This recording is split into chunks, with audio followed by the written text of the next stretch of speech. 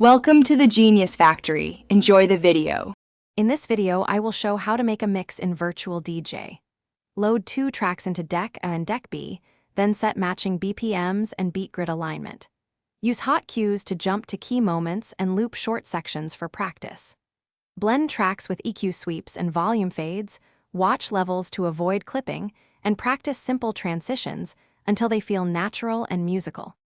Start by analyzing each track to get accurate BPM and grid information, then choose a master tempo to match both songs. Use headphones to preview the upcoming track and align beats by ear while watching the waveforms. Gradually adjust pitch faders or use the sync feature to lock tempos, then set a cue and bring the incoming track in gently with volume and EQ, keeping phrasing consistent. Create interest by using short loops or echo effects on the outgoing track before introducing the next song, then release the loop on the downbeat for impact.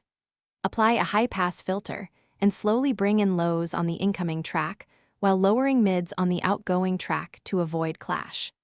Add a subtle reverb or delay tail to smooth a cut, and always listen for phrasing to ensure musical coherence between sections. Thanks for watching. If you found this helpful, don't forget to like and subscribe.